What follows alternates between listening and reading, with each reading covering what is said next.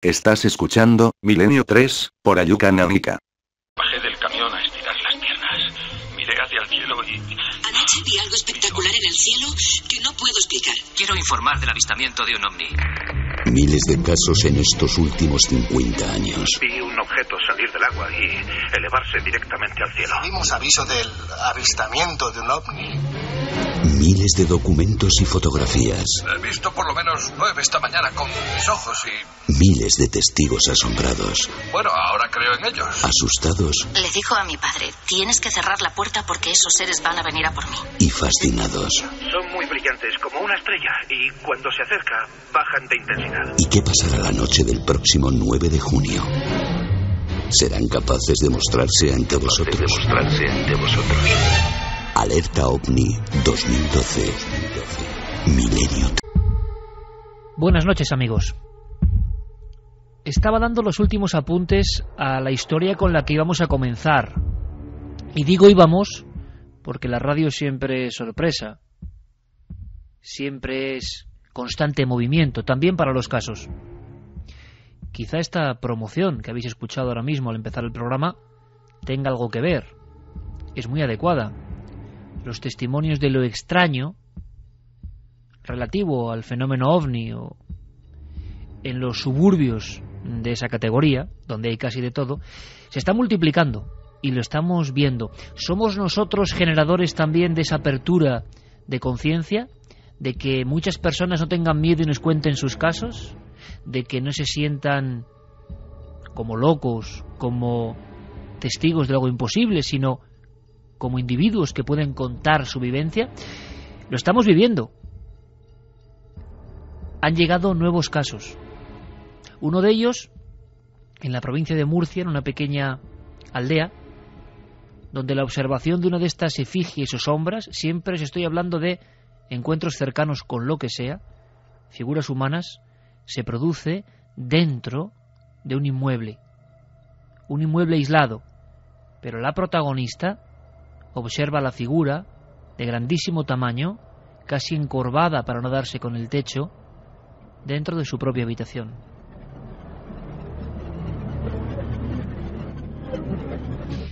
Es como si muchas personas estuviesen perdiendo el miedo al mismo tiempo. Y eso es muy interesante. Esa es la gran misión. Por eso hacemos la alerta OVNI. Lo que ocurre es que yo tenía pensado hablar de un concepto entre estremecedor y fascinante, como es la sombra. ¿Sabéis lo que es la sombra? La sombra es un concepto que acuñó Carl Gustav Jung, tantas veces nombrado en este programa, uno de los grandes maestros del pensamiento del siglo XX, el discípulo de Freud que discutió con él y se separó en teorías precisamente por estas cosas. Decía Jung que la sombra oscura, la sombra casi sin rasgos, la sombra que se nos aparece, a veces es una proyección de nosotros mismos, lo que no nos gusta de nosotros mismos, aquello que despreciamos, aquello abyecto que tenemos escondido en nuestros sentimientos, aquello que sabemos que late en nosotros pero que no queremos que salga al exterior. Esa represión, según el gran Jung, hacía que de vez en cuando, como un globo que se pincha y sale al aire, surgiese repentinamente, inesperadamente, en forma antropomorfa, como un gemelo nuestro, una sombra que nos observa y que es la mezcla y condensación de nuestras angustias. Yo estaba preparando todo eso, pero quizá tengamos que trasladar la historia. Y estaba preparando, imaginándome el momento en que Carl Gustav Jung, solo, alquila un torreón en Bolling, en Suiza, y cómo, según dejó por escrito, una noche empezó a escuchar una extraña melodía. Salió del torreón y, claro, el campo inmenso, nadie, ni un alma. Pero durante una hora larga escuchó esa especie de canto gregoriano que se aproximaba poco a poco a su habitación. Contaba el gran maestro Jung que 2 días después, muy inquieto por esta situación y con asuntos de la sombra y el arquetipo de lo sombrío en la mente, sobre eso estaba trabajando, por eso se había recluido allí. En esas estaba cuando escuchó voces que llegaron a ser presentes casi al otro lado de la misma puerta de la tercera planta de ese torreón donde él estaba, solo absolutamente. También la música. Y él pensó en señales que llaman nuestra atención, en algo que habla nuestro inconsciente, que le dice, oye, aquí estoy, esto va a ser importante para tu vida. Contaba Jung que la cuarta noche abrió repentinamente el pequeño ventanuco, las 2 hojas de madera del pequeño ventanuco del torreón de Bollingen, y no soñando, sino observando, un hombre, uno de los padres de la moderna psicología, psiquiatría y filosofía, y aseguró que unos 15, 20, 25 sombras, 25 individuos con una especie de capas o encapuchados, en fin, ya lo sabéis, amigos, el eterno arquetipo de la sombra, estaban ahí abajo. Mirándole, aunque no tuviesen ojos, comprobó perfectamente que se estaban fijando en él y se acercaban muy lentamente, como en una extraña procesión. Todo esto ocurría en la primavera de 1924. Jung y su estudio sobre la sombra. Bien, sobre eso íbamos a hablar, sobre el arquetipo, y sobre todo porque hemos logrado dar con algunos especialistas que han investigado sobre una sombra muy particular. Una sombra que nos ha sorprendido porque, después de contar el caso de un niño de Canarias, una sombra con capa alta y una especie de sombrero, algo tan aparentemente absurdo, resulta que nos hemos visto inundados.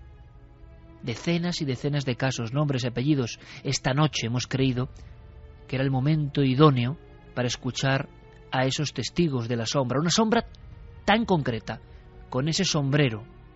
El hombre del sombrero como arquetipo, no sé, del mal. ¿Por qué se aparece? ¿Por qué tanta gente lo ve? ¿Qué es? ¿Es la propia sombra, la propia angustia, lo peor de nosotros? ¿O algo externo? Y en toda esta retahíla de cosas estaba yo, amigos de Milenio 3, cuando me entero de que de nuevo han aparecido las sombras, los seres, los tripulantes, dirán algunos, el inconsciente, dirán otros, los fantasmas, asegurarán muchos. Yo no lo sé, pero han aparecido, y ya casi no me llegan las manos para contar con los dedos los casos últimos. Parece el mismo ejemplo. Ha ocurrido hace no mucho tiempo. Hablamos de las últimas semanas. Y es un grupo importante del rock español, del rock andaluz español. No un grupo cualquiera. Un grupo que desde 1979, siguiendo la estela de bandas legendarias como Triana, pues ha hecho muchas grandes canciones. Voy a decirlo así, un agente de ley. Medina Zahara, un grupo conocido no solo en España sino en todo el mundo, y un grupo de esos currantes de la música que siguen trabajando, claro, haciendo muchos kilómetros, mucha carretera. Nunca creo habían visto algo parecido.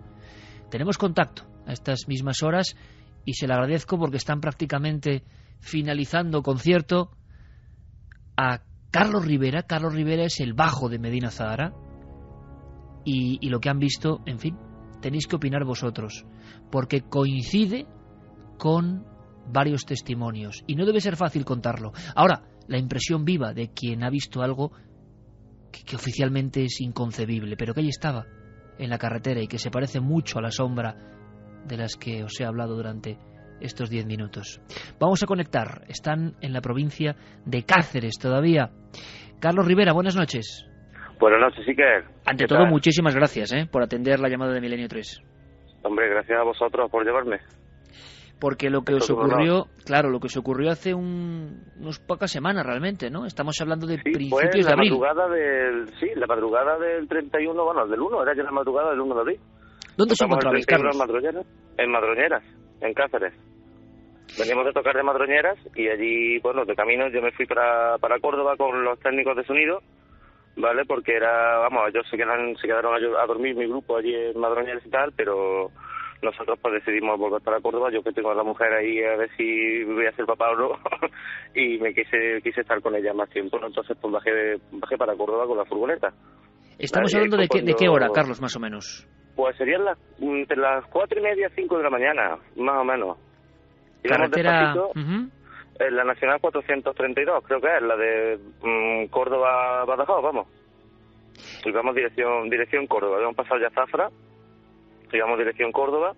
Y bueno, te cuento un poco. Eran unos cambios de rasante que había, pero vamos, se veía perfectamente toda la carretera y tal. Y en uno de estos cambios de rasante íbamos con la luz larga. Además íbamos despacio, íbamos a 60, íbamos charlando tranquilamente de música y tal. Pero íbamos muy pendientes de la carretera. A esta hora, hombre, tú sabes que toda precaución es poca, y más cuando estás acostumbrado a viajar tanto, ¿no? Entonces, no vimos nada, de pronto, o sea, la carretera tranquila, sin nadie, lo típico, ¿no? Y de pronto, a escasos 2 metros de la furgoneta, nos sale una figura, ¿vale? Muy delgada, muy alta, con una cara, Iker, es que me da hasta reparo decirlo, que era una cara horrible, era una cara... La mandíbula le colgaba como si la tuviera desencajada. Después cuando hicimos un retrato nos dijeron, se parece al Grito, al cuadro famoso ¿no? Del Grito, ¿no? Era un poco esa expresión de dolor o de agonía o no sé, con los ojos muy brillantes, y bueno, ya te digo que lo de los ojos de primera digo, bueno, le estamos dando con la luz y es normal que le brillen los ojos, pero es que cuando pasamos un poco para adelante, lo teníamos al lado, yo lo tenía al lado de la ventanilla y lo miré y los ojos seguían con el mismo brillo que vamos, como si le estuvieran enfocando luces que no había, porque en ese momento ya no había luces enfocándole a él, ¿no? Y era una cara, vamos, pero de auténtico terror, vamos. ¿Y estaba parado en el arcén, Carlos, a cierta distancia? ¿Os vais acercando? Es como si hubiera salido de la nada y se nos echaba en lo alto. Vamos, de hecho, el conductor dio un poco un volantazo, un poco menos más que íbamos despacito, porque podíamos haber tenido un accidente y la verdad que fue un susto que nadie ninguno de los tres que íbamos en la furgoneta se lo esperó y vamos, yo te digo, se tambaleaba, iba muy como si estuviera medio flotando, no sé, una cosa muy rara, Iker, muy rara. De inmediato, Carlos, cuando vais los tres en la furgoneta y observáis en el lado del conductor, en el lado en que tú ibas, en el lado, perdón, del acompañante del conductor, aquello estaba detenido ahí como una sombra, parecía que os aguardaba, estaba ya cruzando la carretera. ¿Durante cuánto tiempo podíais ir observándolo? Pues yo le dije al conductor que se diera la vuelta, pues yo quería volver a verlo. Yo decía que eso no podía estar ahí, porque es que eso no estaba ahí cuando nosotros estábamos circulando. Y yo te digo que era una recta que se veía perfectamente los laterales de la carretera, porque vamos con la luz larga, una furgoneta de estas altas nuevas de carga, se tiene una luz potentísima, y veíamos toda la carretera, incluso veíamos el campo que había alrededor y tal, pero es que no lo vimos. Y de pronto salió ahí al paso, casi como si se nos fuera a echar en lo alto de la furgoneta. Entonces pegamos lo que te he comentado, ¿no? Que pegamos un volantazo y fue cuestión de segundos, porque claro, el conductor siguió para adelante como alma que lleva el diablo, a pesar de que nosotros le dijéramos date la vuelta que queremos verlo, ¿no? Él menos mal que tenía sentido común y dijo, no, ¿qué dices? Vamos a Córdoba, pero vamos, rápido. Y yo lo intenté seguir viendo por el espejo del lateral mío, ¿vale? El espejo retrovisor, y no, se perdió en cuestión de, igual de como apareció, vamos, en cuestión de segundos ya no había nada. ¿Llegaste a ver, Carlos, llegaste a ver el movimiento de él según va saliendo hacia la carretera? ¿Caminaba como una persona? Era como si como si una persona se estuviera tambaleando. ¿Alguien herido, quizá? Sí, algo parecido a eso, como si se estuviera tambaleando y una cara horrible, hacía un movimiento de la cabeza de abajo hacia arriba, así como en círculo, un poco, como si cuando una persona se está relajando el cuello, ¿vale? Hacía un movimiento así como circular con la cabeza, pero con la cara, la boca abierta, vamos, que yo creo que ningún ser humano puede abrir la boca a ese tamaño, porque es que se le desencajaría la mandíbula lo primero. O sea, era una cosa horrible, muy raro y muy desagradable, vamos. ¿De qué dimensiones estamos hablando, Carlos? ¿Era una persona alta?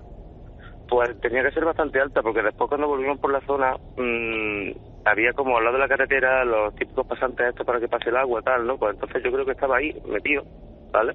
Y sinceramente, desde ese pasante que había como 1 metro hasta la carretera, a mí me llegaba la cabeza a la altura mía, de mi cabeza, y yo iba en una furgoneta alta, y yo estaba a una altura de, digamos, 1,90 m, tal. Aparte de lo que había para abajo de la carretera, pues imagínate, que midiera 2 metros algo, no sé, era muy largo. Era muy delgado. Un hombre o lo que fuera, sí. con la cara como consumía, ¿no? Como muy consumía, muy chupada para adentro, los mofletes medio para adentro, una cosa muy desagradable. O sea, alguien casi cadavérico, Carlos. Casi. Sí, por ahí puede, pero no era una calavera. ¿Entiendes? No sé si me explico. Es que ni la boca ni los ojos, eso eran normales, no le llegué a ver pelo. La verdad que no me fijé tanto porque lo de los ojos me impactó tanto que me quedé mirándolo a los ojos. Durante esa fracción de segundo que nos cruzamos, yo lo miré a los ojos, yo creo que él me miró también porque, vamos, yo lo estaba mirando fijamente a los ojos y, vamos, no se me olvida, no me fijé en ese detalle, sobre todo los ojos que eran amarillos, eran como amarillos oscuros, una cosa... O sea, que llegas a verlo llegáis a tenerlo tan cerca que logras describir algo con tanto detalle como la mirada, como los ojos. Sí, lo teníamos, yo lo tenía pegado al cristal, casi, vamos. Entonces está pegado al cristal, Carlos, y de pronto intenta ir hacia el coche o intenta cruzar o se queda en el punto exacto.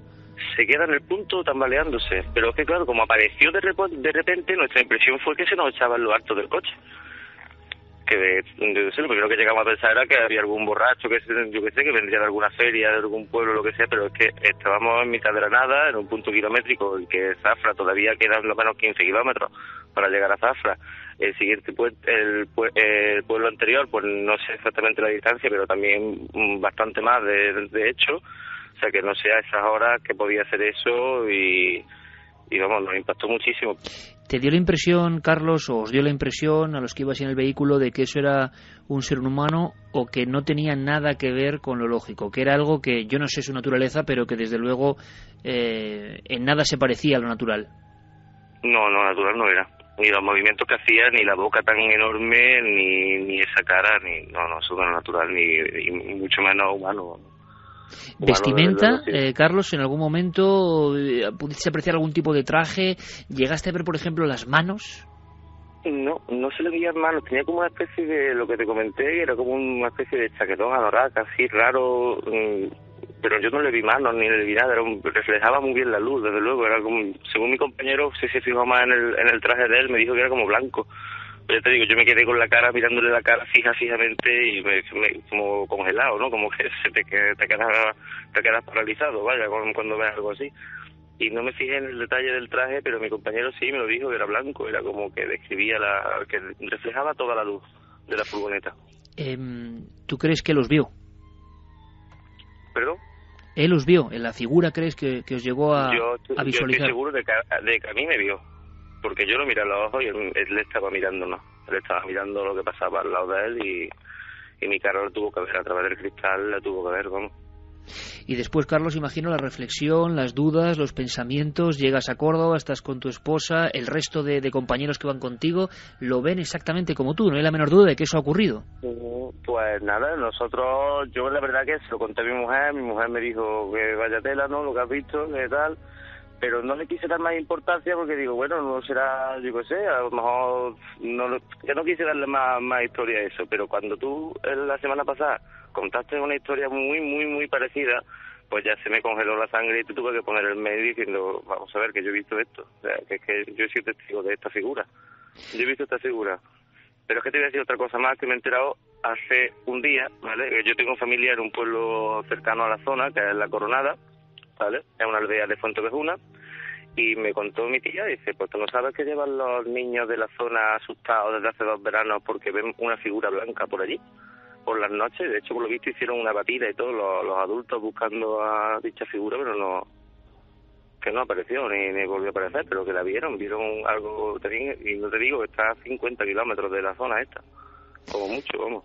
Y te doy un dato más, Carlos. Hay un caso histórico en la historia de la ufología, porque se relaciona con el tema OVNI, tenga que ver o no. Había una luz, además, muy parecido a lo que vosotros contáis, llegando a Zafra, precisamente, en 1968. Es un caso absolutamente clásico y posiblemente es en la misma carretera. Llegando prácticamente a Zafra, un ser en el arcén, con un aspecto alto, un tanto delgado, demacrado y que asusta a varias personas y que incluso investiga el tema la Guardia Civil. Con la reflexión y viendo que ha habido más casos, porque 5 días después, en la zona de Torrejón el Rubio, otra familia, como hemos contado, observa algo pues prácticamente similar. Y en el Monte Abantos en Madrid, un grupo de jóvenes describe algo que parece un calco. No sé, ¿le habéis dado vueltas? ¿Qué piensas a día de hoy, Carlos? Pues mira, a día de hoy, la verdad que cada vez creo más que eso no era humano, que sí, que pudo ser perfectamente o bien una aparición o bien un ser de otro, no sé, de otro planeta o de lo que fuera, porque vamos, eso era muy alto, tenía una cara que cualquier persona se asustaría viéndola, ¿vale? No sé, es que no sé explicarte lo que pienso ahora mismo, pero sigo un poco como todavía con el shock, ¿no? Un poco de toda la historia esta, vaya. Ahora imagino, Carlos, que... Sentido, pero claro, no se lo encuentro, la verdad que no se lo encuentro, Iker. Es que es lo que pasa, ¿no? Se rompe un poco los esquemas interiores de uno, y además vosotros, Medina Azahara, acostumbradísimos a recorrer toda la piel de toro, todas las carreteras, habéis hecho, imagino, cientos, miles de horas de carretera de noche. Ahora se conduce de noche con el mismo cuidado, pero con una sensación diferente, imagino también, ¿no? Con muchos ojos mirando al arcén, ¿no? Vaya, y de noche y de día también. Nunca. Desde que me pasó. Claro, nunca habías visto nada parecido, Carlos. Hoy por el sitio hemos pasado otra vez. Hoy justo. Estamos aquí, sí, estamos en Cáceres, en un pueblecito, en Pino Franqueado. Hemos venido a tocar aquí, porque nos han puesto una plaza con nuestro nombre y tal. Hemos venido a inaugurar la plaza y a tocar para la gente de aquí. Y hemos pasado por el mismo punto. Le he contado a los compañeros, hoy mirad, pues aquí es donde estuvimos, tal. Todo normal. Sí, todo normal, todo como un día normal, tranquilo, pero claro, ya siempre estás mirando, ¿no? A ver que si puede aparecer otra cosa o yo qué sé, ya estás siempre pendiente de estas cosas, ya hasta que no te pasa, que no... Claro. Hasta que no te pasa no te lo crees. Carlos, pues muy atentos porque estáis en las Urdes, estáis en Pino Franqueado, estáis en una zona maravillosa y estáis en una zona donde saben mucho de ovnis y aparecidos, ¿eh? Joder. Pues ya me va a quitar el sueño, Iker. No, desde luego, si ocurre algo a lo largo de la noche, estamos en contacto, Carlos, porque esto ya parece, no sé, como si fueran señales de que todos tenemos que estar muy atentos a los cielos y a las carreteras. Carlos, seguiremos investigando. Toda la suerte del mundo. Sabéis que os admiramos profundamente, que somos seguidores de Medina Azahara porque sois auténticos clásicos en la carretera, auténticos hombres de la música y que nos han dado mucho, nos han dado grandes himnos. Así que ahora nos parece increíble que podéis colaborar con nosotros de esta forma y os deseamos todo lo mejor, Carlos. Estamos en contacto. Igualmente. Intentaremos saber, intentaremos descubrir, intentaremos incluso esta noche pedir a la gente de la zona a ver si ha visto algo parecido y desde luego compartiremos toda esa información. Suerte, nuestro abrazo para los Medina Azahara y un abrazo muy fuerte, Carlos Rivera. Igualmente, Iker, un saludo. Milenio 3. Detrás del misterio, en busca de una respuesta. Cadena SER. 1:53. Carlos Largo, compañero, buenas noches. Buenas noches, Iker. Los Medina Azahara, ahí es nada. Yo creo que uno de los grupos más veteranos, con mayor cantidad de discos importantes en la historia del rock andaluz, personas de una pieza y que desde luego ni ganan nada, todo lo contrario, ¿no? ¿Cómo van a contar una cosa así?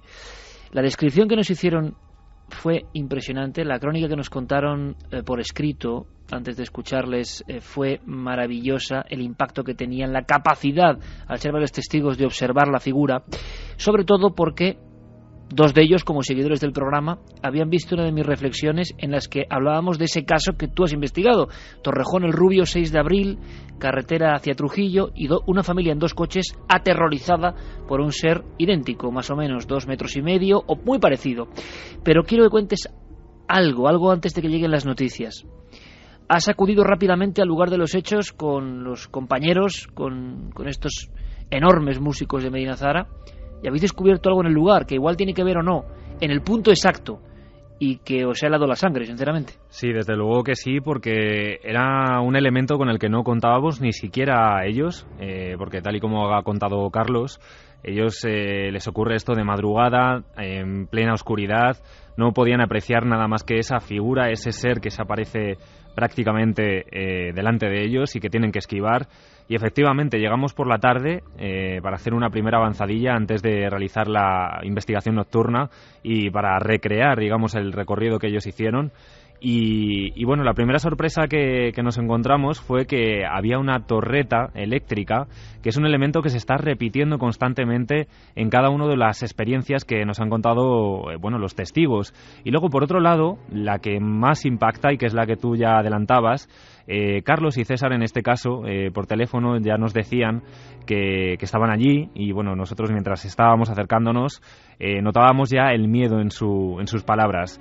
Era un punto, un elemento con el que no contaban, y que era que a escasos metros de donde se situaba esta especie de ser que se tambaleaba con la mandíbula desencajada, había una cruz.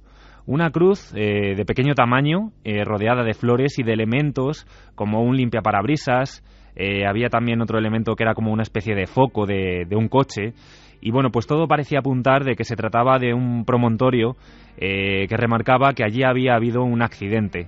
Un lugar en el que un chico, en este caso en fuentes de la Guardia Civil que luego pudimos preguntar, nos lo confirmaron así, que murió hace 2 años. Su nombre parece que eso, al menos eso es lo que deja notar esa cruz. Se llamaba Marcos, era un chico joven que murió en un accidente de coche en ese mismo punto, hace 2 años. Evidentemente puede ser una casualidad, pero creo, Carlos, que el impacto en los testigos, relacionando hechos o no, era enorme, y sobre todo gente tan acostumbrada, que Medina Zara como grupo, hay que decirlo, publicó su primer LP con varios himnos, ¿no?, del rock andaluz en 1979. O sea, es gente muy curtida, que lleva muchos años y que nunca les había pasado, claro, nada como esto. Tú notaste su miedo, palpaste su miedo. Sí, se notaba, y además según iba entrando la noche, según íbamos recreando cada uno de los pasos que habían hecho y el recorrido que incluso tuvieron que hacer para esquivar a esa figura, cada vez sus palabras iban tornando a eso, al miedo y al pánico. Muchos detalles, eso es cierto, ¿no? Logran, como van a poca velocidad, a unos 60 kilómetros por hora, parece que logran ir viendo toda la escena, y que la luz parece que es absorbida por la vestimenta o el traje o lo que sea de esta figura. Pero lo más alucinante, Carlos, es que en estas mismas jornadas has estado con los protagonistas también de ese otro caso impresionante y muy parecido, ocurrido 5 días después, en otra carretera, también en Extremadura, en este caso Torrejón el Rubio, Trujillo. Sí, efectivamente, esta experiencia de Medina Zara ocurría cerca de Zafra, en Badajoz, y nos tenemos que trasladar a unos 130, 150 kilómetros más o menos de este punto hasta la carretera que une las poblaciones de Trujillo y Torrejón el Rubio en Cáceres.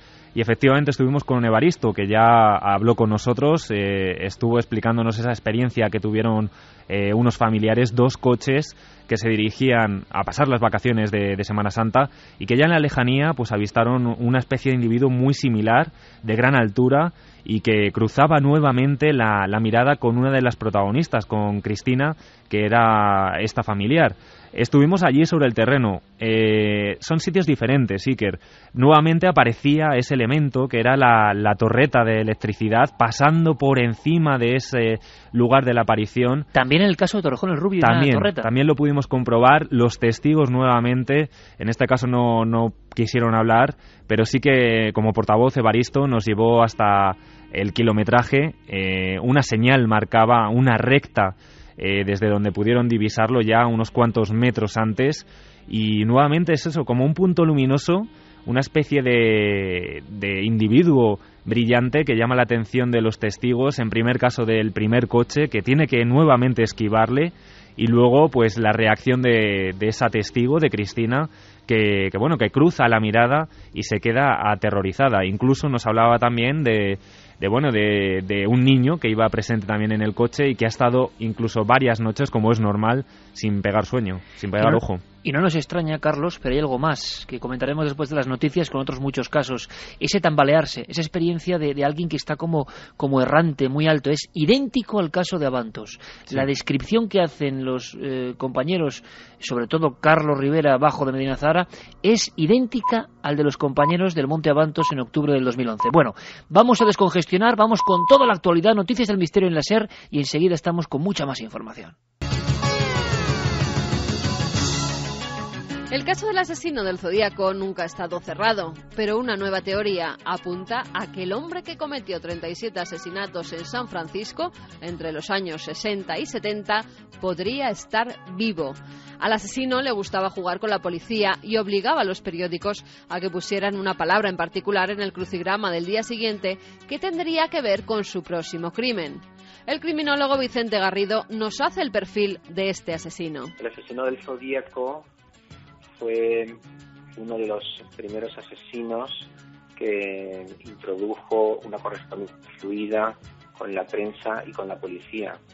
Estableció lo que él llamaría en su momento el juego de asesinato, porque él utilizó ese término para relacionar todo ese tipo de cartas y criptogramas a partir de los cuales pretendía dar pistas. También entró en conexión con programas en vivo en la televisión y durante muchos años estuvo coleccionando cadáveres hasta que, sin que nadie supiera la razón, desapareció. Ahora, un antiguo agente de California, Lyndon Lafferty, ha publicado un libro donde asegura que el asesino del Zodíaco sigue vivo, tiene 91 años y es un exalcohólico que intenta recuperarse en su casa de Fairfield, en California.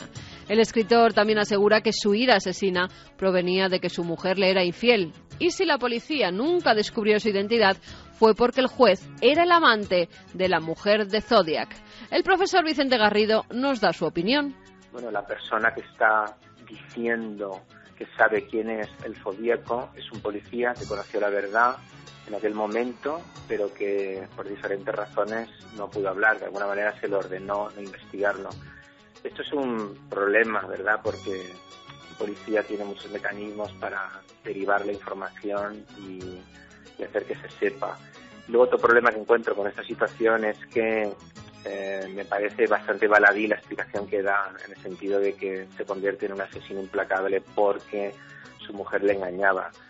Creo que si esa es toda la explicación, me parece bastante pueril en la acción de los asesinos en serie, sobre todo tan elaborados y sofisticados como era el Zodíaco. Debía haber más razones. Y nos vamos hasta Honduras, donde dicen haber hallado la mítica Ciudad Blanca o Ciudad Perdida. Se trataría de una ciudadela sagrada de orígenes milenarios que fue descubierta por unos españoles que se perdieron explorando la selva.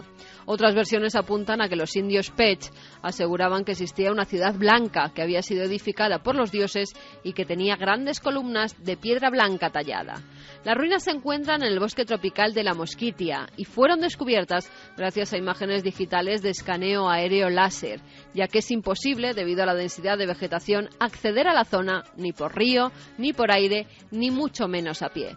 El ministro del Interior de Honduras, Áfrico Madrid, habla del sistema que han utilizado para localizar las ruinas. Es un sistema implementado y utilizado por la Agencia Aeroespacial NASA, mediante el cual se han hecho varios planos topográficos o mapas topográficos de algunos planetas, y también este mismo sistema LiDAR ha sido utilizado en el área militar, pero nunca se había utilizado en el área civil para el mapeo topográfico del subsuelo de las selvas o de las junglas y de los mares. Y ahora que se acerca la alerta OVNI de Milenio 3, vamos con una encuesta realizada por el doctor en física y astronomía Paul Davis, que revela que 40 millones de estadounidenses creen haber visto un objeto volante. Esa cifra representa que 1 de cada 13 habitantes ha visto un OVNI que no ha podido identificar. Según Davis, el 95% de los avistamientos podrían explicarse, pero con el 5% restante no se puede dilucidar, y eso son muchos casos. Y parece que algunas profecías mayas se cumplen. Este domingo, 20 de mayo, habrá un eclipse de luna que fue predicho hace siglos y llamado el Día Cero. Según el estudioso Sergio Calderón, este fenómeno indicaba a los mayas que en pocos días se produciría el cierre de una era. El espectáculo celeste, que durará 3 horas y 30 minutos, se iniciará en China, pasará por Japón y algunas regiones del Pacífico como Hawái y terminará en Estados Unidos. En Internet miles de páginas ya están relacionando el eclipse con futuros terremotos y tsunamis.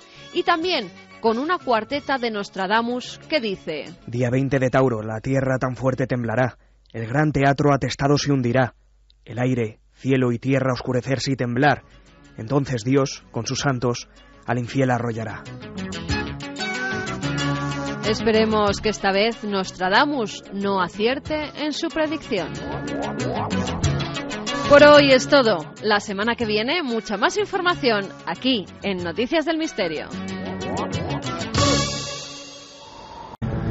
Ya falta menos para el 9J y de verdad que ni soñando podíamos tener un ambiente tan propicio para volver a hablar de ovnis o de estas cosas. ¿Por qué? Hagamos un repaso rapidísimo, compañeros. Monte Avantos, finales de octubre de 2011. Esa aparición idéntica a la que acabamos de escuchar, idéntica a la que ven los miembros, parte de los miembros de Medina Zahara. Tambaleándose. Esa descripción tan tremenda de haciendo un giro con la cabeza, esa boca abierta, ese tambalearse, y en el caso de Avantos, Monte en plena zona del Escorial, se arroja por un barranco. Es que yo estuve allí junto a Carlos Largo y recuerdo el miedo en los dos testigos en cómo describían algo tan aparentemente absurdo. Famélico, un ser huesudo que baja tambaleándose, que se deja ver y que tan negro como la noche en este caso de Avantos y como resplandeciente o blanquecino en el caso de Córdoba, hace algo que nos parece incomprensible. Esto ocurre en octubre. Por cierto, casos idénticos a los de Vegas de Coria, Saucedilla y tantas otras historias con las sombras por medio. Curiosamente, en los primeros días del año, en la zona de aerogeneradores de la Sierra de Cádiz, cerca de Sanlúcar, dos operarios observan a dos gigantes, dos figuras parecidas en aspecto, y que emiten un extraño sonido, y que luego se marchan. Absurdo al cuadrado. El día 6 de enero por la noche, en Sanlúcar de Barrameda, lo escuchasteis, todos los testimonios los habéis escuchado en Milenio 3, aquellos que han querido hablar. Otra persona se encuentra con una luz en este caso, y también con un ser que parece que va reptando. Mismo arquetipo, nunca mejor dicho, misma idea, pero que se le cruza en el camino a pocos metros ante el terror de su Pedro y rectando suavemente hasta desaparecer por el otro arcén. Tiempo después nos encontramos con este caso, el que habéis escuchado ahora mismo, en plena carretera, cerca de Zafra. Antes hay una historia tremenda en Cataluña, de aparición en carretera también, que hemos investigado. Después Torrejón el Rubio, esas dos familias, esos dos vehículos, ese espanto, esa figura con larga cabellera sin cara en el arcén, aguardando, más oscuro que la noche. Y ya en el mes de mayo, concretamente antes de ayer, en la madrugada de antes de ayer, en una pequeña pedanía de Murcia, una mujer, unos sonidos extraños, los perros mirando hacia el descampado. Después, la mujer, además, junto a la cuna de dos bebés, sus hijas, y de pronto, dentro de la habitación, la apariencia es que esto ocurre dentro de la habitación, una figura famélica, oscura, delgadísima, dando una gigantesca zancada, avanzando quizá hacia la cuna. Y la reacción de terror, de parálisis, una madre que lo lógico es que se despierte o que intente, yo no sé, incluso interponerse entre la figura y las niñas, pero es tal el terror y la parálisis que prácticamente se desploma y observa todo con un solo ojo, con la cabeza hundida en la almohada, boca abajo, y ve la presencia de ese ser que casi topa con su espalda y su nuca en el techo.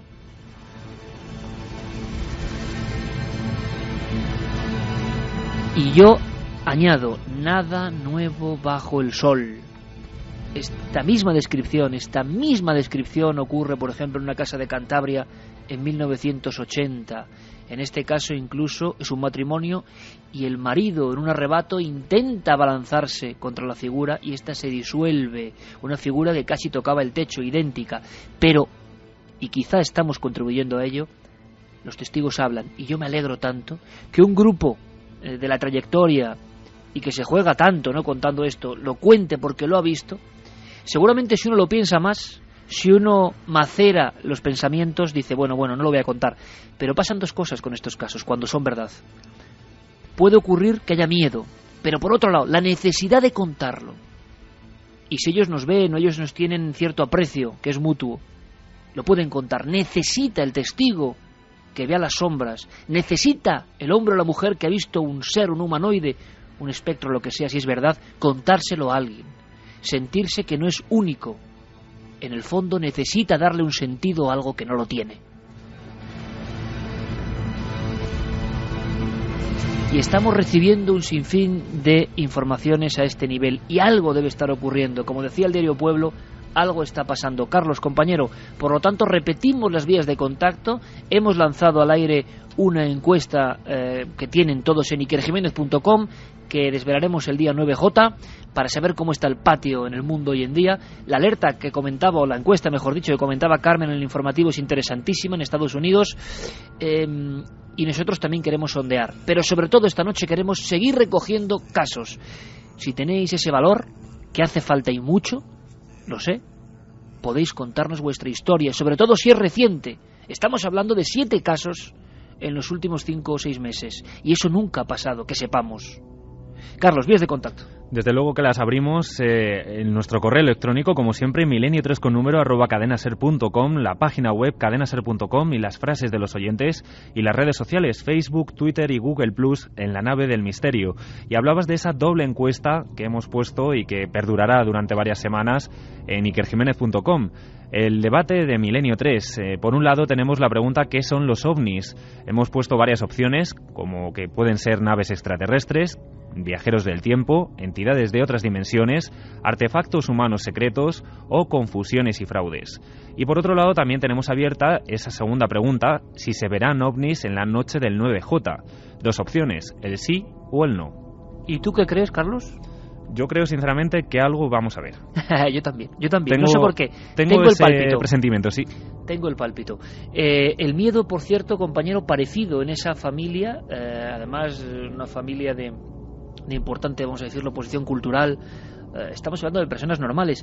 Y luego el contraste, ¿no? Un grupo de rock, de eterno rock español. Y sin embargo había nexos entre el miedo de cómo lo contaban o cómo te hacían llegar la historia o lo que sabes tú de la historia. Sí, desde luego. Y además tengo constancia también, porque hablamos con Evaristo, que se pusieron en contacto tras hacerle esa entrevista y servirnos como portavoz también de lo que vieron sus familiares, que han vuelto a hablar con ellos, siguen con el miedo en el cuerpo, siguen recordando esa figura, ese rostro, digamos, que no tenía prácticamente ningún rasgo, que se cruzaba con, en este caso, con Cristina, con la mujer que iba en el segundo coche.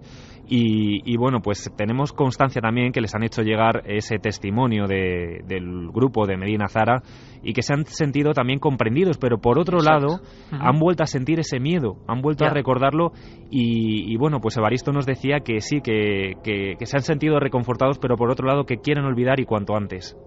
También es comprensible. Entendemos también ese silencio, el silencio que a veces es, por desgracia, cerrojo de la verdad. Seguimos nuestra investigación. Yo hablaba de la sombra, del arquetipo, y curiosamente toda esta oleada también coincide con la apertura de un misterio que comentábamos pues como una figura más, el hombre del sombrero. Seguro que todos nuestros amigos, los que nos siguen, lo recuerdan. La historia de un niño en Canarias y la presencia constante, no una vez sino varias, de ese arquetipo. Hombre alto, oscuro, aspecto fascineroso, cadavérico en ocasiones, sombrero, como una figura de otro tiempo, pero una figura que debe significar algo. Y nos ponemos a investigar, porque llegan casos y casos y más casos. Desde que se emite el tema, sobre todo en Cuarto Milenio, llegan casos uno tras otro.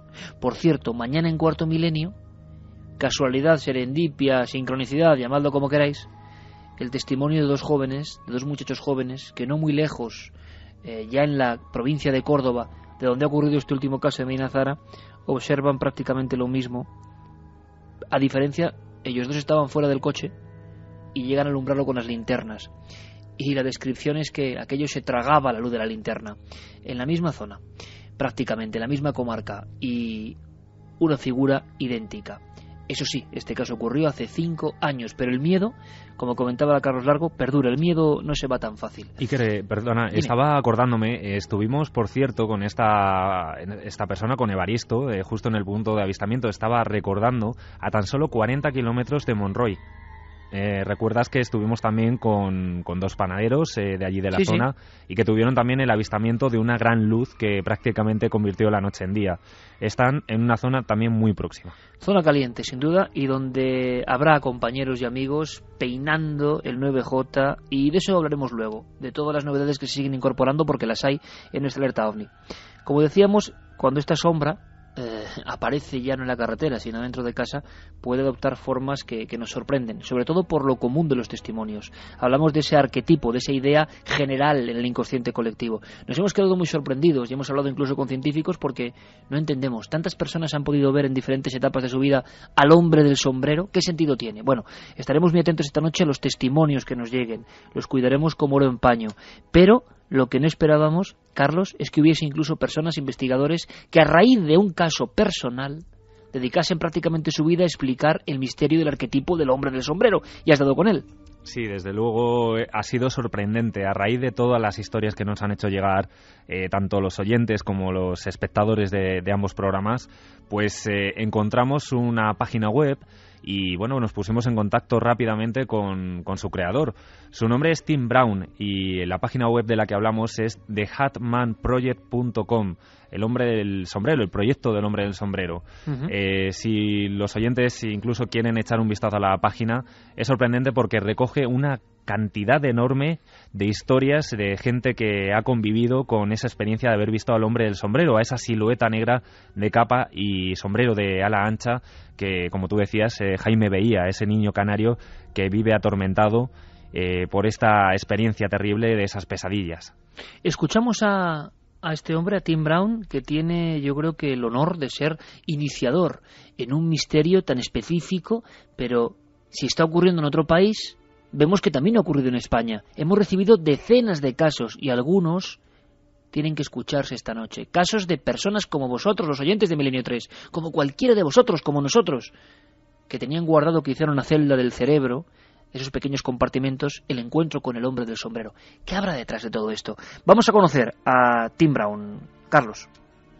Pues vamos a dar paso a ese primer corte en el que explica un poco en qué consiste ese proyecto que inició hace unos años, sobre todo, como tú decías, a raíz de esa experiencia, y sobre todo da unos datos que saca él como conclusión de lo que suele ocurrir, la experiencia prototípica del hombre del sombrero. El proyecto del hombre del sombrero fue creado cuando me di cuenta que la experiencia que tuve cuando era un adolescente no era la única. Normalmente aparece de noche, cuando alguien se va a meter en su cama, o de madrugada, cuando éste ya duerme. Suele ocurrir en una habitación oscura y la gente lo describe como una gran sombra de rasgos humanos, sombrero ancho y una capa muy larga. No suelen verse sus ojos ni ropajes, únicamente una sombra más oscura que el color negro en sí. Es cierto que algunos testigos dicen haberle visto ojos de color rojo o rasgos como de un traje, pero he llegado a la conclusión que estas suelen ser excepciones y no lo normal. Quería comprender y pensé que si leía los acontecimientos de cientos de miles de personas, me ayudaría a entender lo que sucede. Es impresionante, ¿no? Cómo alguien a raíz de un caso personal se pone a investigar. Esto es muy, muy propio de británicos y americanos. Santiago Camacho, compañero, buenas noches. Buenas noches, Iker. Tú nos diste datos sobre el hombre del sombrero en el primer programa como arquetipo que, ojo, no era un caso particular y que sobre todo, como digo, tanto en Reino Unido como en Estados Unidos había avanzadillas, vamos a decir, para psicólogos que habían sacado incluso retratos robot, cantidades impresionantes de catálogos, de archivos, y en este caso vemos ya que, claro, en el tiempo de Internet, personas que recogen información, casi vamos a decirlo, entre la investigación y el grupo de autoayuda. Esto es una vieja historia, ¿eh? Pues sí, la verdad es que se ha dado en muchísimos casos, desde las personas que han sufrido abducciones hace muchos años, cuando nadie les hacía absolutamente ningún tipo de caso, pues comenzaron a organizarse ellos mismos en grupos de autoayuda y ha habido casos muy diferentes. Lo curioso es que adentrándonos más en este asunto del hombre del sombrero, descubrimos que no solamente es un elemento importantísimo ahora mismo en la fenomenología a nivel mundial, sino que prácticamente es un subtipo de una aparición, de un tipo de apariciones mucho más amplias y que, según parapsicólogos de gran prestigio, como por ejemplo Heidi Collins, que lo catalogó en el año 2010 como la aparición extraña o paranormal más común en los Estados Unidos, lo denominan la gente de las sombras. Si ahora mismo cualquiera de nuestros oyentes introduce en Internet el término de búsqueda Shadow People, se encontrará con decenas, cientos de páginas web estudiando el fenómeno, estudiando testimonios de esas apariciones de sombras, algunas veces con sombrero, pero otras sin él, otras con capucha, casi siempre con algún tipo de capa o túnica, que ya te digo que muy recientemente, podríamos hablar de los últimos 10 años, se han convertido, más allá de fantasmas, de humanoides, de cualquier tipo de aparición extraña o paranormal, en el fenómeno más común, por lo menos en la casuística estadounidense de hoy en día. Si quieres, luego nos introducimos más en ese tema. Por supuesto que sí, Santi, porque hay quien dice que este incremento de casos tiene que ver con lo que está pasando a nivel global en la humanidad. Hay una teoría, y esto nos conecta con el inicio de lo que hemos hablado, Carl Gustav Jung y la sombra. La sombra podía ser personal o colectiva. Muchas personas dicen, indican, preguntan, ¿por qué en los tiempos de crisis, en los tiempos de zozobra global, el misterio aumenta? Hay quien dice que como forma de evasión, para olvidarse de lo mundano terrible y oscuro realmente. Hay quien indica, sin embargo, que hay entidades, que hay señales, sean de fuera o sean de la propia psique humana, que va más allá de la materia, que nos autoavisan de alguna forma, que estamos yendo por un camino sombrío, por un camino de no retorno, que los ovnis, las luces en el cielo y las sombras son nuestra propia señal. También hay quien piensa que estas cosas son absolutamente exógenas. Jung hablaba de la sombra colectiva, que aparece en momento de crisis, que se desdobla en momento de ruptura brutal, de angustia general. Y yo lanzo la pregunta, ¿por qué tantos casos, por ejemplo, en España, ahora mismo? Para pensarlo, ¿verdad? Seguimos con el señor Tim Brown. Nos tiene que contar más cosas en torno a ese curioso proyecto del hombre del sombrero.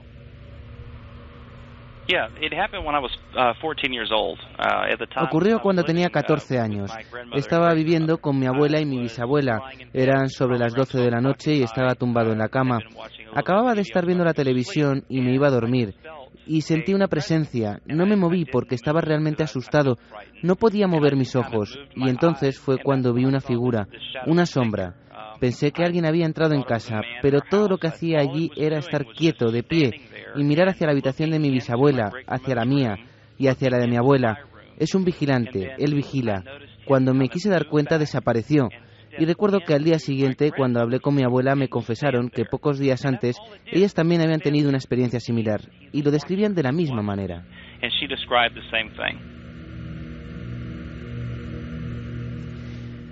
Cuentan que, por idea de ese genio, que es Steven Spielberg y que sabe mucho del misterio y que ha tenido diferentes encuentros con el misterio, a nivel de producción, generó, y lo contamos ya en Milenio 3, esa figura que por eso daba tanto miedo en la película Poltergeist 2, esa figura del hombre con sombrero, de aspecto religioso, pero al mismo tiempo que parece que está muy cerca de la muerte, como realmente estaba ese actor cerca de la muerte, y que se aproximaba lentamente a la niña protagonista cantando una canción religiosa. Ese mundo de la religiosidad norteamericana había generado hasta tal punto de convertirlo en icono del audiovisual a esa figura del hombre del sombrero. Pero ojo, con la cara demacrada, con la cara de quien ya no está aquí ni acaba de estar en la muerte, quien está en esa interfase.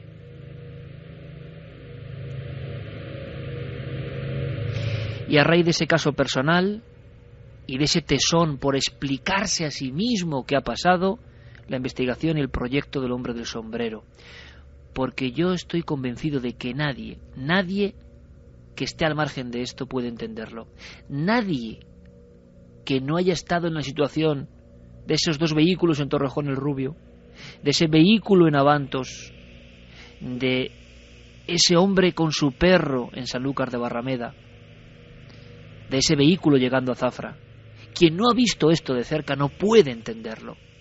Algunos, muchos, podemos intuir cierta conexión, podemos tener respeto, porque sabemos que quizá puede ser real, que puede ocurrir, que puede estar ahí. Entre ellos, los testigos tienen una conexión. Como ha comentado antes Carlos, se revive y se reabre la herida de su miedo. Al mismo tiempo hay cierto alivio, no somos los únicos, no estamos locos. Pero se reabre el miedo porque eso es verdad y está ahí. Y estaba por ti ahí y te va a esperar en algún momento de la vida a ti y te aguarda en el momento importante entre la vida y la muerte. ¿Y por qué esa aparición? Son preguntas que nos hacemos nosotros como se hicieron otras culturas hace milenios. Pero lo importante es que alguien puede tener redaños suficientes para no guardarse el caso, sino investigar, ayudar a otros. Es el caso de Tim Brown, y esta es su tercera declaración sobre ese apasionante proyecto que es pura actualidad hoy. Soy cristiano y creo en la existencia de entidades demoníacas. Una de las conclusiones hasta las que he llegado después de leer tantas historias es que parece que esta figura se muestra en tiempos en los que la vida de una persona es caótica, destructiva, poco saludable. Gente que está débil por las drogas o el alcohol, gente que ha sufrido un abuso, gente que se está divorciando. Hay otra investigadora americana que cuenta una historia que ocurrió hace poco a través de su página web y que habla de un soldado en Alemania que una tarde en su habitación vio al hombre del sombrero en un espejo. Se asustó, pero llegó a preguntarle quién era. Y él le respondió: soy Scratch. Después de investigar, esta experta llegó a la conclusión de que esta era una palabra inglesa que se utilizaba antiguamente para mencionar al diablo.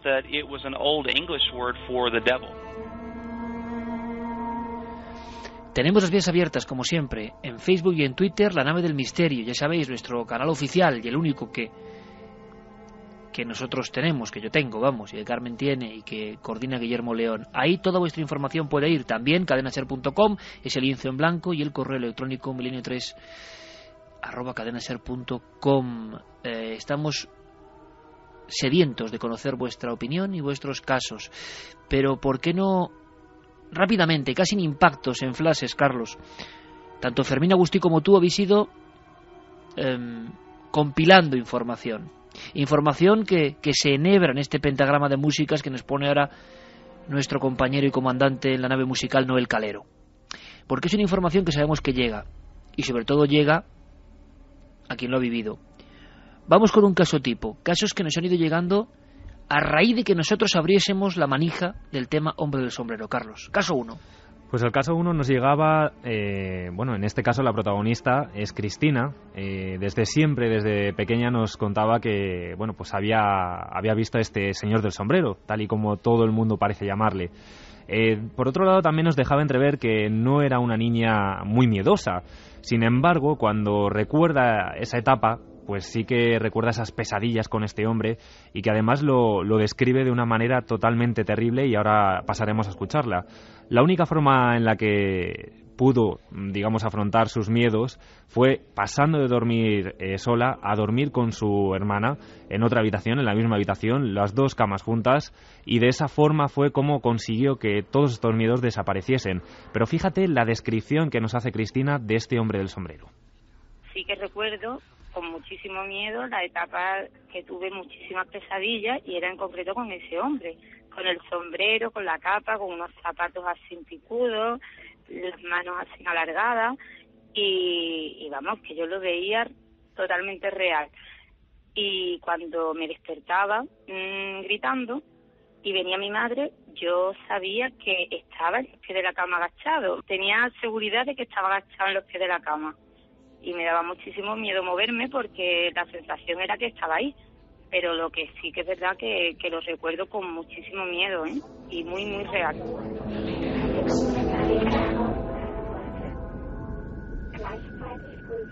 Caso 1, Carlos, una persona que recurrentemente tiene esa visión en sueños y no sabe muy bien si es en sueño o en vigilia. Constantemente se aparece el arquetipo del hombre del sombrero. Sí, se repite una y otra vez y además con esos elementos, una mezcla de estar entre medias de la realidad y de una pesadilla pura y dura que vuelve y vuelve continuamente con esa figura vigilante, tal y como decía también Tim Brown, porque únicamente suele permanecer a los pies de la cama vigilando y observando. Es el cruce, digamos, nuevamente de esas miradas. Vamos con un segundo caso, si te parece, Carlos. Un segundo caso para que veamos personas diferentes, lugares diferentes. En este caso es un hombre, si no me equivoco. Sí. Para que veamos hasta qué punto todo esto cala en las personas. Muchas veces se guarda durante años en el cajón del inconsciente y surge pues cuando hay un motivo. Por ejemplo, que alguien te diga, es que esto ha ocurrido. Nunca habíamos hablado del hombre del sombrero en sí. Lo hicimos y dio la impresión personal de que se abría una caja de Pandora, de que llegaban un montón de historias como esta que sigue a continuación, Carlos. Totalmente cierto, Iker. Además, Fer, que es la persona que nos hacía llegar su experiencia, nos contaba que con 10 años, con tan solo 10 años, hablaba y jugaba con un amigo imaginario. Una vez más se repite también lo que nos decía la madre de Jaime. Todo se inicia con una especie de juego con un amigo que él solía tener. Tenía un nombre, él lo recuerda perfectamente, se llamaba Canobo. En principio, él no tenía ningún miedo, pero sí que había veces en los que salía corriendo desde su habitación a través del pasillo de su casa, llegaba hasta la cocina donde su madre estaba haciendo las tareas domésticas y cerraba plenamente la puerta. Y plenamente asustado también le contestaba a su madre diciendo que es que Canobo se había vuelto malo, porque tenía dos caras, una cara buena y otra cara mala. Después, también una similitud con el caso de Jaime, sus padres se divorciaron y fue al irse a vivir a casa de su abuelo cuando Canobo desapareció. Sin embargo, apareció un nuevo ser, que es este hombre del sombrero que nuevamente Fer también veía y que únicamente, por lo que nos contaba, tenía esa relación con él, con el hombre del sombrero, en pesadillas, en sueños, terribles sueños que a continuación nos va a contar. Y años después, ya viviendo en casa de mi abuelo con mi madre, yo recuerdo que tuve un sueño, el sueño transcurría en la casa donde vivía con mis padres, donde ocurría todo esto, y yo entraba en su dormitorio y por la mañana me levantaba, despertarme, y al entrar al pie de la cama pues estaba el supuesto señor del sombrero, y era como un hombre pequeño, un poco así rechonchete, con frac, con una capa, con un lazo, con una pajarita, y llevaba un bombín y con las manos apoyadas en el colchón así, mirando al frente. Sobre todo la fuerza de los testimonios por lo absurdo. ¿Queréis un ejemplo que pone, en mi opinión, el alma en vilo? Es una niña de 8 años que observa, ya no estamos hablando de sueños, directamente, repentinamente, en una habitación al hombre del sombrero. Repito, diferentes regiones, diferentes épocas. Y además hay como una historia extraña, una historia de sangre de fondo, Carlos. Pues sí, esta historia nos llegaba de parte de Tania. Con tan solo 8 años, ella vio al hombre del sombrero, además de una forma muy extraña. Nos hablaba de una casa antigua, de que es familiar, del siglo XVIII, XIX, donde había una habitación en la que se quedó encerrada. Se quedó encerrada por error, porque estaba jugando al escondite con su abuelo. De repente ella empieza a notar cómo el pestillo se va cerrando, se gira y ve a su lado al hombre del sombrero. O sea, yo no podía abrir la puerta, como si el pestillo por fuera estuviera cerrado, ¿vale? Y cuando me giré vi a un señor, más o menos como describía al niño, con sombrero, ¿vale? Vestido muy elegante, con los zapatos como de boda, igual, o sea, un señor todo trajeado y con bigote también.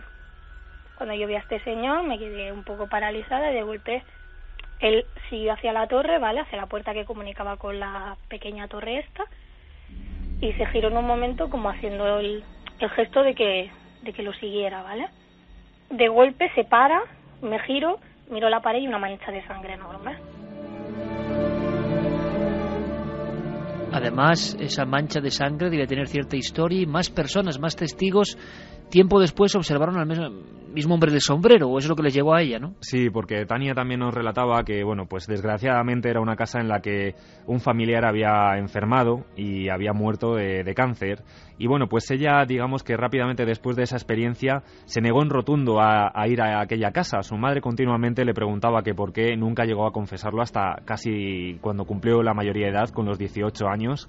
Y fue cuando su madre también le relató otras experiencias de dos, en este caso una anciana que padecía demencia y bueno, de también otro familiar, un hombre que observaron también a esta figura, a ese señor de sombrero, tal y como lo describía. O sea, no fue la única Tania que observaba, sino dos personas adultas, una anciana, en este caso sí que padecía una enfermedad también, demencia, pero otro hombre también adulto fueron los que fueron testigos de esa presencia.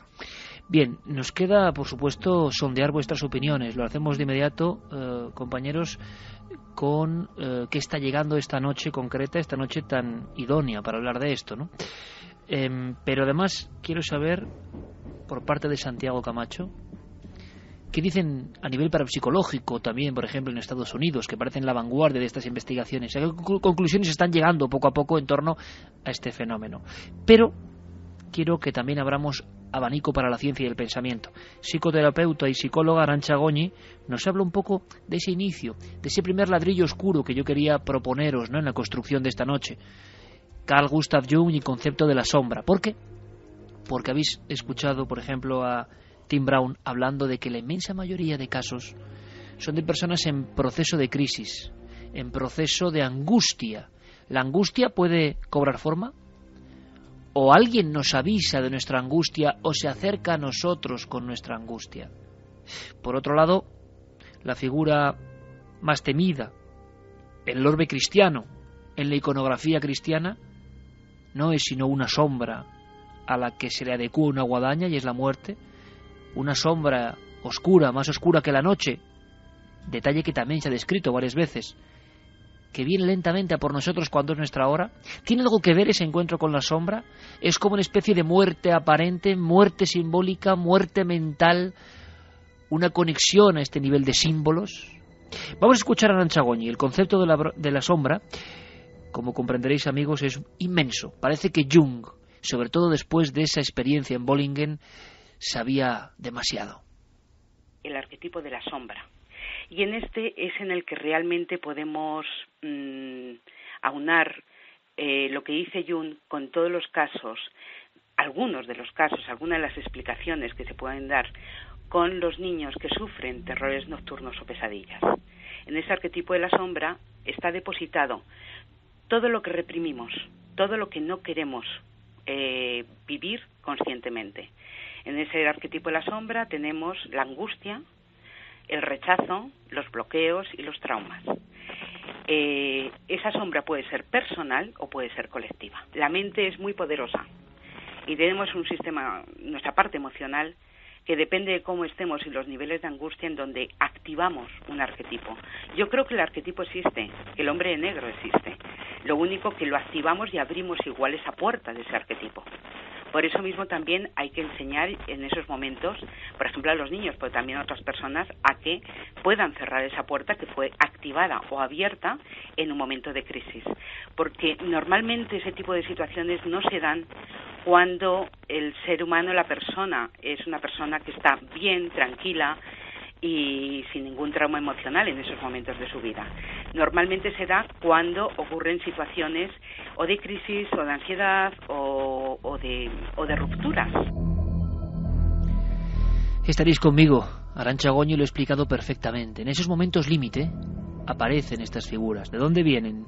¿Son partes de nosotros? ¿Han vivido siempre aferradas a nuestra alma?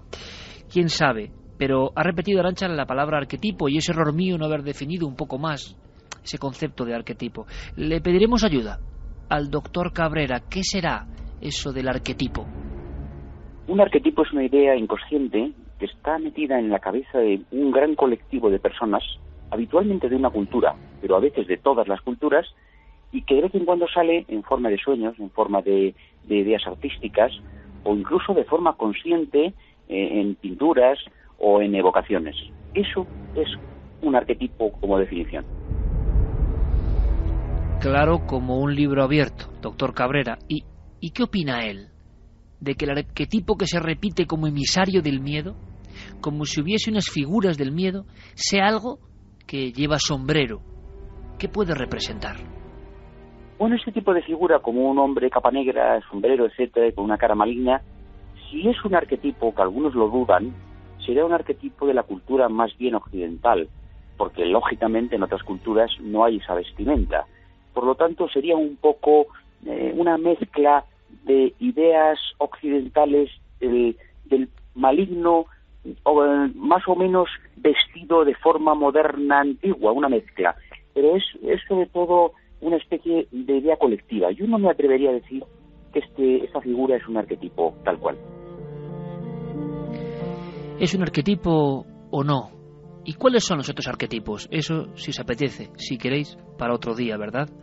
Las sombras y el mundo de Jung, el científico que se atrevió a adentrarse de verdad sin complejos en la mente y en los fenómenos inexplicables. Casi nada.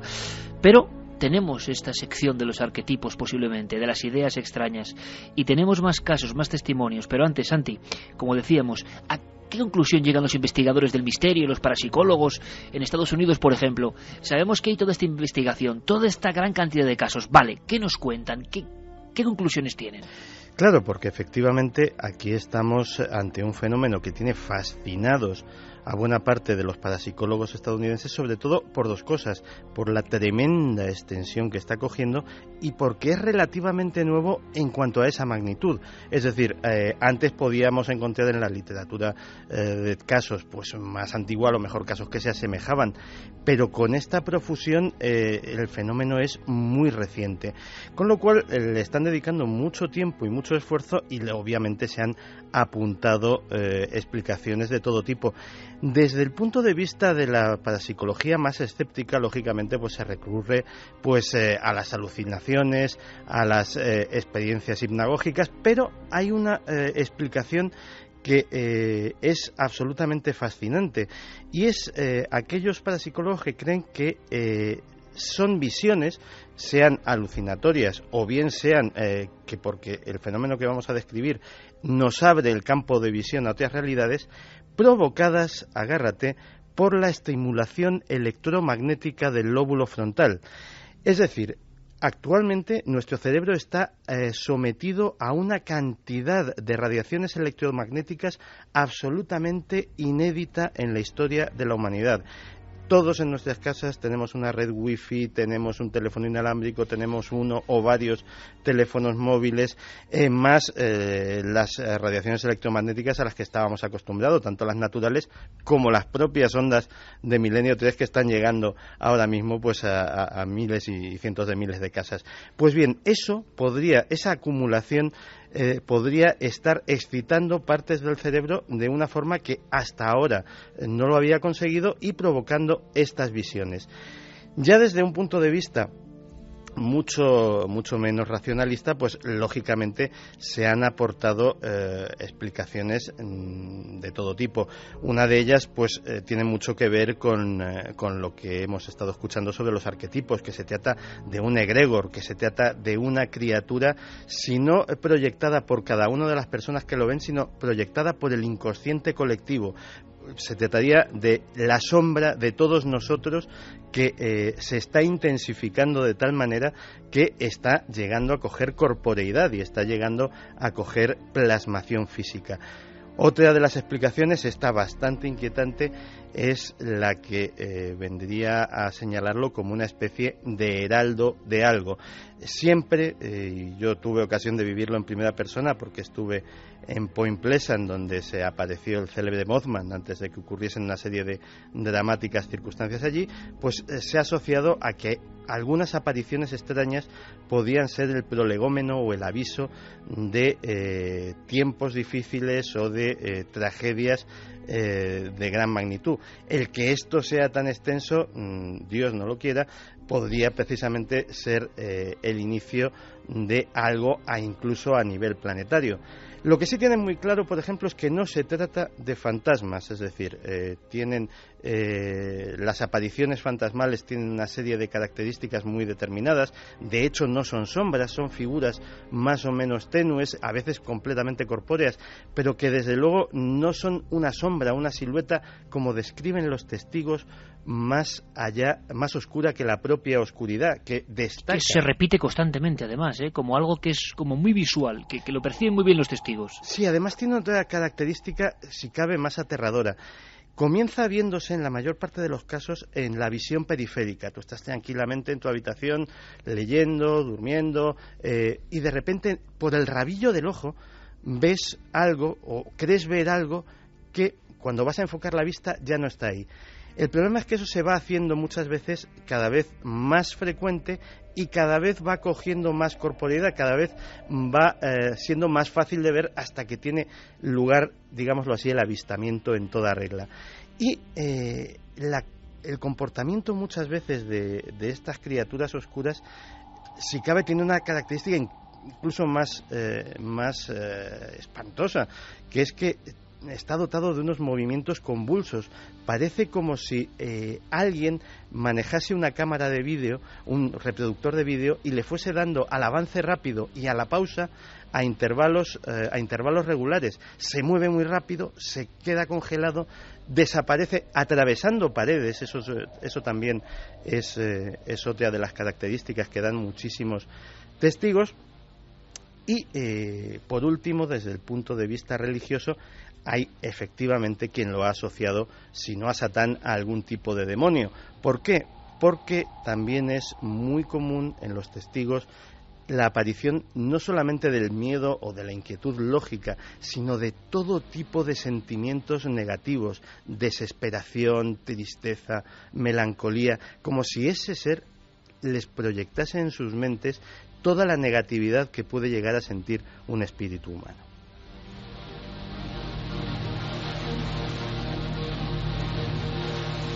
Sin duda, radiografía de la sombra esta noche en Milenio 3, en la cadena SER, ¿dónde si no? Y esperando, con expectación y quizá con un gramo de inquietud, ¿por qué no?, el asunto del 9J. Porque yo a veces lo pienso, si en algún punto de España, y luego hablaremos de eso, de novedades, de vigilantes del cielo, de cómo os estáis portando, de cómo os estáis volcando en todo el mundo, ¿os imagináis a los Masái en la alerta OVNI del 2012? Pues van a estar en Masái Mara. Cosas así, todo el mundo unido. Pero, ¿y si en algún punto solitario, a una de estas sombras les da por aparecer?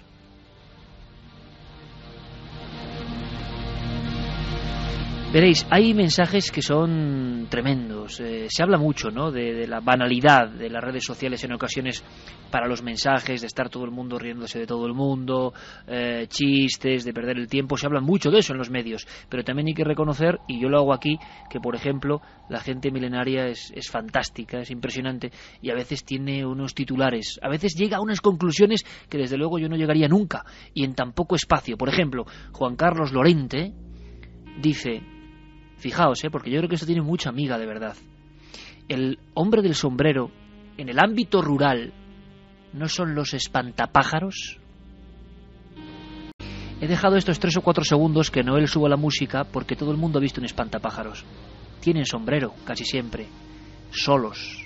Es como si desde lo más antiguo del légamo de lo rural, desde las primeras culturas, habría que saber, igual podemos llamar a un especialista, ¿cuándo nacen y qué formas tienen los primeros espantapájaros? Qué tema más bonito, por cierto. Parece banal, pues no lo es. Es una figura que representa a un hombre, pero lo eligen con los brazos en cruz y un sombrero. Y las aves no quieren ir donde el hombre del sombrero. Maravillosos mensajes. ¿Hay más, compañeros? ¿Más mensajes? ¿Más casos? Sí, Iker, ya llegaban esas historias que tú nos contabas que querías que enviaran los oyentes. Por ejemplo, Docha también hacía otra pregunta. Dice si no sería la proyección de nuestras bondades y nuestras maldades intrínsecas, esta especie de figura del hombre del sombrero. Claro, de eso hablan los especialistas, ¿no? Y lo estamos viendo. Para muchos es la expresión precisamente, decía Jung, y fijaos qué descripción, la sombra la sombra humana, la sombra nuestra, sería la parte inferior de la personalidad.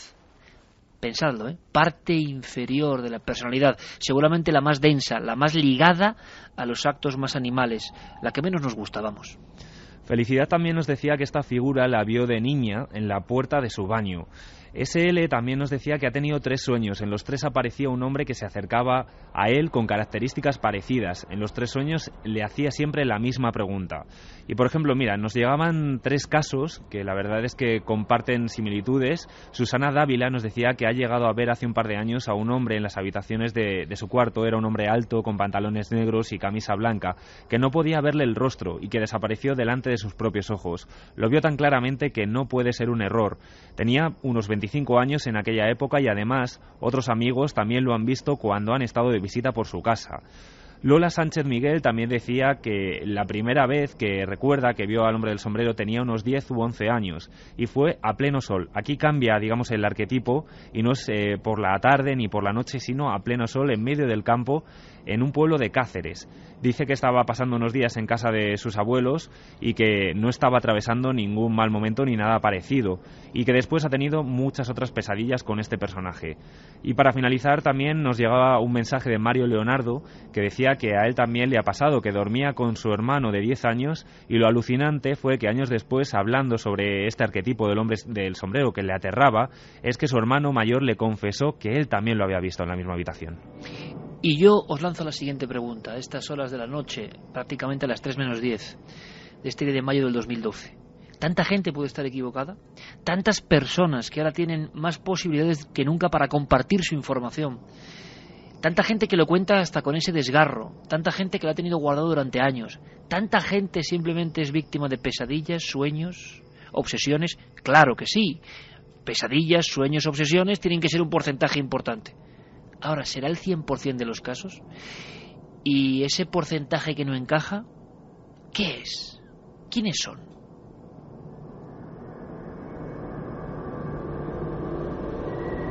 Si te parece, Carlos, terminamos lo que son los testimonios con otro a viva voz, ¿no? Con otra persona que nos hacía llegar su vivencia y que es otro aldabonazo, ¿no? Un caso más. Sí, además es uno de los testimonios que más aterra, sobre todo porque es actual. Nos ha llegado hace tan solo una semana y nos escribía Teresa, que es la tía de una niña de 2 años y medio que desde hace unos meses, al igual que Jaime, dice que ve al hombre del sombrero. Desde luego es aterrador porque, bueno, ella misma nos contaba que lo ve en muchos sitios, no solo en su casa, sino que también lo ve en la calle. Lo describe de una manera muy similar también a la que lo hacía Jaime, con botas, con un traje, con un sombrero. Lo ve como una persona muy seria, con una cabeza alargada, muy poco pelo. También da un dato muy llamativo, que es que dice que tiene los ojos de color lila, que tiene pajarita, por ejemplo, manos grandes y, bueno, pues una vez más ese sombrero de copa que tanto aterra. Teresa nos decía también que hay un elemento más. La niña lo pasa mal porque en ciertos momentos se queda aterrorizada porque llega incluso a interactuar ese hombre con ella y le llega a pegar golpes. Vamos a escucharlo ahora mismo, incluso con un episodio que ocurre con la madre de Teresa, en este caso, que está presente junto a la niña. Van a acercarse a un armario y sucede lo siguiente. Porque tiene un armario aquí en mi casa. Yo vivo con mi madre y hay un armario donde guardamos las botellas de agua de ellos, de los pequeñajos. Y un día pues quería agua y fue a coger el agua y le dijo a mi madre que no quería. Y mi madre le decía, ¿por qué no quieres? No, que está el señor dentro, que está el señor. ¿Pero dónde está el señor? Ahí en el armario grande. Pero ¿dónde está? Ahí, es que no lo ves. Y entonces mi madre vio la puerta y dice, ¿dónde? Dice, pero es que no lo estás viendo, ¿no lo ve el señor que me quiere pegar? Fue eso, ella dice que le pega, que a veces le pide cosas, que a veces, que tiene un corazón, y el corazón lo tiene que se le ve. Otra de esas descripciones como para no olvidar, ¿no? Esa fuerza, dicen algunos, de la imaginación y fantasía, o de que están viendo algo. ¿Qué están viendo? Desde luego tenemos que hablar con el gran experto en el cerebro. En nuestro cerebro se esconde esto. Manuel Martín Loeches, director área de Neurociencia Cognitiva, Universidad Complutense, gran maestro en esta materia científica, nos da su opinión. Hay una figura de miedo y eso se puede, como digo, materializar en cada cultura de una manera distinta. Y es muy posible que en nuestra cultura, en nuestro contexto social más común y más frecuente, pues se pueda materializar como un ser que es un varón. Pues también tiene su lógica, porque los varones tradicionalmente siempre manifiestan más agresividad que las mujeres. El hecho de que además este hombre de negro con sombrero y con capa tenga bigote muchas veces, según manifiestan algunos sujetos, ese bigote da un aspecto varonil, es decir, que aumenta esa imagen de ser un ser humano del sexo masculino. Además tiene sombrero, que eso también se conoce por la psicología social, que es un aspecto que da más altura al sujeto que lo lleva, da más presencia y da, por lo tanto, impone más, digámoslo así, ¿no?, a la persona. Entonces se suman una serie de rasgos que claramente sí que parece que manifiestan la materialización de un arquetipo que tiene que ver, pues eso, con algo a lo que tenerle miedo. Algo a lo que tenerle miedo. Enrique de Vicente nos aporta un dato más, y un dato realmente inquietante. Muchas de las personas que ven estas figuras, sean conscientes o no de ello, se despiertan con heridas en la espalda, zarpazos. Se ha hablado bastante de esto, incluso en el ámbito de las personas que habían tenido un encuentro con un ovni y un tiempo perdido, como si alguien les rasgase, como si alguien les hiciese heridas muy concretas, sobre todo en las partes de los tobillos y en la espalda, en sitios donde no se puede llegar. De verdad que esto es un tema bastante serio. Enrique de Vicente nos lo cuenta. Los testigos muestran magulladuras y cicatrices en ocasiones en sitios donde no se pueden alcanzar, como en la espalda, y también del desarrollo de facultades, sí. Normalmente los expertos dicen que corresponde a una clase de personalidad humana propensa a este tipo de encuentros.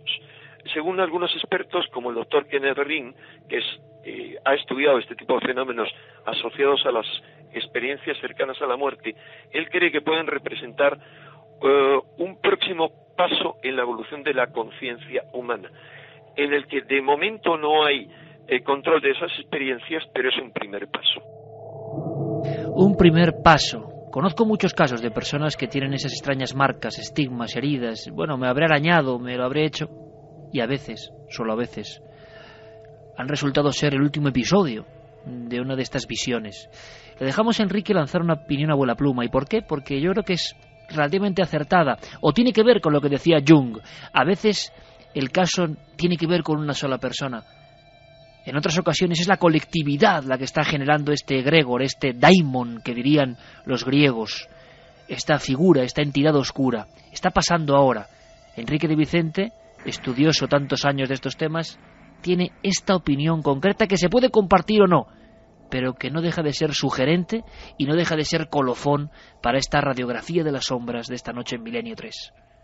Yo arriesgaría a opinar que puede tener que ver con la sombra individual y colectiva que está emergiendo de forma muy potente últimamente y que de alguna manera es anunciadora de grandes desarreglos en el psiquismo, de grandes conflictos. Tendrá razón Enrique, esperemos que no. Estamos en un momento de la historia delicado, no hace falta más que ver las noticias. Cuando algunas personas me dicen que si Milenio 3 o Cuarto Milenio dan miedo, yo respondo que para miedo los informativos. Estamos viendo que la situación general del planeta, si se puede hablar de situación general, es muy complicada. ¿Tendrá que ver con el incremento de casos? Eso seguramente no lo sepamos nunca, jamás.